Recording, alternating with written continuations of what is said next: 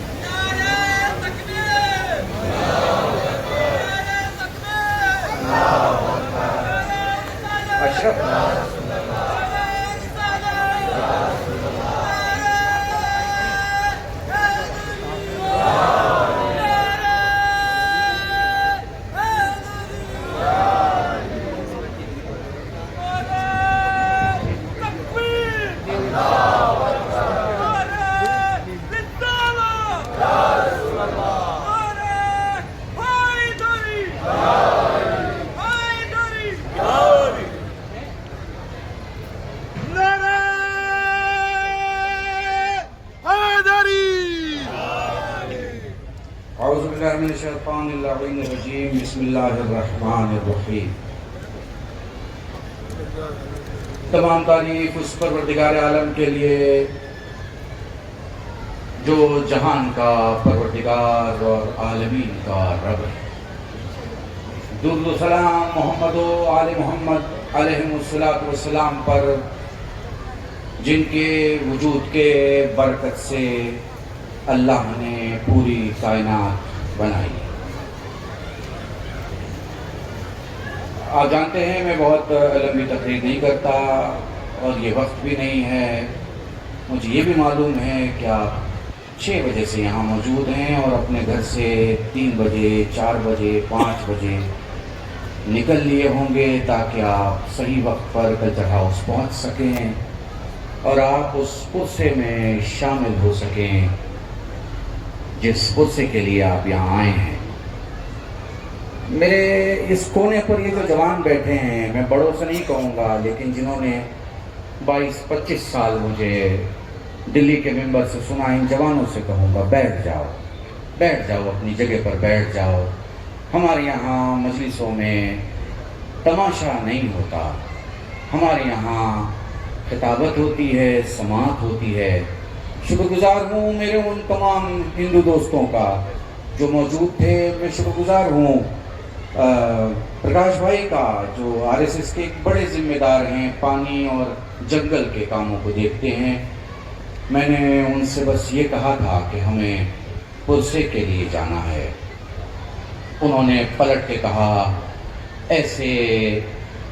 ایسے دیش کی اولادوں کو کون سلام نہیں کرتا جو اپنی دھرتی پر مر مٹتے ہوں۔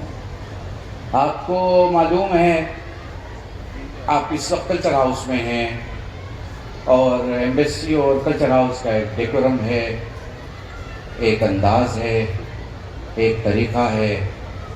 میرے بعد شاید میرے بڑے بھائی مولانا طلب جواد صاحب ہیں اور اس کے بعد السلام علیکم، اس کے بعد آپ آیت اللہ عبدالغنی صاحب سے فضائل اور مصائب یا جو بھی وقت یہاں پہ ہیں آپ انشاءاللہ مجھ سے استفادہ حاصل کریں گے۔ میں پھر واپس یہ لوگ جو کنارے کھڑے ہیں ان سے کہوں گا 4-5 منٹ کے لیے بیٹھ جاؤ، فوٹو وغیرہ بعد میں کھینچ لینا، جب ختم ہو جائے پروگرام جتنی فوٹو کھینچنا ہو کھینچنا اور جس کے ساتھ فوٹو کھینچنا ہو کھینچنا۔ میں ان جوانوں سے جو یہاں بیٹھے ہیں، ان لوگوں سے، ان سے جن کے باپ زندہ ہیں، ان سے نہیں کہہ رہا جن کے باپ مر گئے، میں ان سے کہہ رہا ہوں یہ بتاؤ تمہارے باپ کی میت تم نے کتنے دیر میں دفن کی تھی؟ تھکے تو نہیں ہونا، پریشان تو نہیں ہونا؟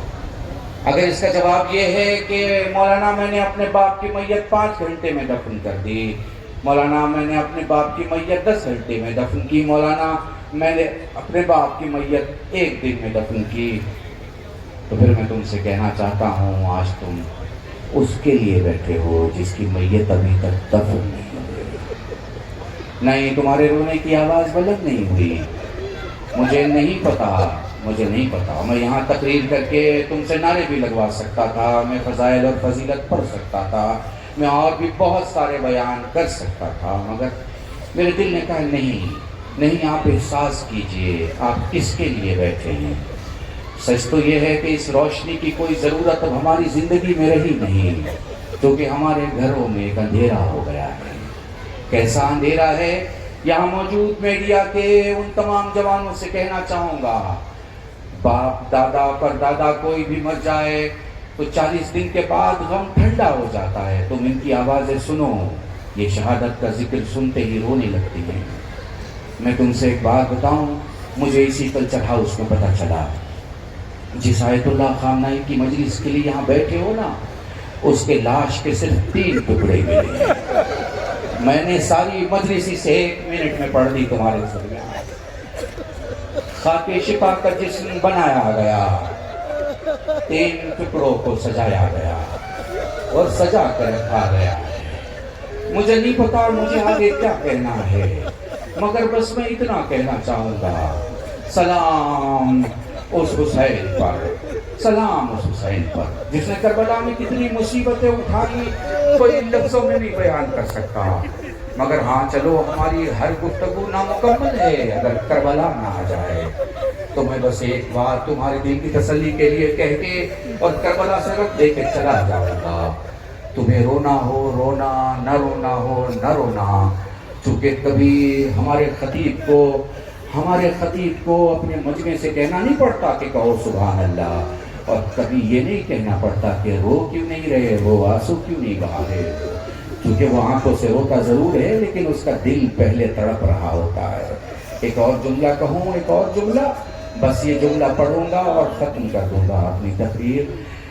تمہیں پتا ہے جب آغا شہید ہو گئے، ایک رات تک خبر نہیں آئی، دوسری رات خبر آ چکی تھی کہ آغا دنیا سے چلے گئے، آ گئی تھی خبر آ گئی تھی دنیا سے چلے گئے، شہید ہو گئے۔ تمہیں ایک بات کہوں، پوری دنیا کے شیعوں کو 24 گھنٹے میں پتہ چل گیا کہ خامنہئی شہید ہو گئے، مگر ہائے جب کربلا میں میرا حسین شہید ہوا تو ایک وقت تک سغرا کو پتہ نہیں چلا کہ بابا ہمارا، مجھے نہیں پتا سغرا کو کب پتہ چلا کہ بابا ہمارا۔ بس میرے عزیزان، میں نے آپ کو احساس دلانے کے لیے جملے پڑھے ہیں۔ یہ مائک، یہ اسٹیج اپنی لیاقت اور اپنی فضیلت کو سنانے کے لیے نہیں ہے، انہیں پرسہ دینے کے لیے ہے جو صاحب پرسہ ہیں۔ یہ عبد المجید حکیم الہی ایک شخص ہے آپ کے سامنے جو خامنہئی کا بھی وکیل تھا اور آج رہبر آیت اللہ مجتبیٰ خامنہئی کے وکیل کی حیثیت سے اس علاقے میں، اس جگہ میں، اس ملک میں ہیں۔ میں بس ایک جملہ کہوں گا تاکہ محسوس کر سکو، انہیں پرسہ دینا، ان کے ہاتھ کو چومنا، ان کے کندھے پہ ہو سکے تو بوسہ لے کے کہنا ہم کھڑے ہیں، چونکہ جب سجاد کو پرسے کی ضرورت تھی ہم موجود نہیں تھے۔ بس میرے عزیزان، ایک جملہ یاد رکھنا، 2 قسم کے لوگ ہوتے ہیں، ایک دنیا میں خوشی کے لیے، عیش و عشرت کے لیے جینے والے، اور ایک مقصد کے لیے جینے والے۔ دنیا میں جتنے راجہ ہیں عیش و عشرت کے لیے جینے والے ہیں، مگر خامنہئی اصول کے لیے جینے والے ہیں۔ ایک بات کہوں، اللہ کا شکر ادا کرو کہ تمہیں خدا نے ہندوستانی بنایا ہے، کیونکہ ہندوستان میں آنے کی خواہش تمہارے حسین کو بھی تھی اور خامنہئی کو بھی تھی۔ آپ کے مولا حسین بھی ہندوستان کو بے پناہ چاہتے تھے اور آیت اللہ خامنہئی بھی ہندوستان کو بے پناہ چاہتے تھے۔ میں یہی ٹھہر کے آپ سب کو دوبارہ ایک نام کی طرف متوجہ کرتا ہوں۔ میں 2 نام لوں گا اور آپ کو تمام تر قوتوں کے ساتھ کہنا پڑے گا، زندہ باد ہندوستان، ہندوستان، خامنہئی، خامنہئی۔ انہی جملوں کے ساتھ آپ سب سے خدا حافظ چاہوں گا۔ بہت شکریہ۔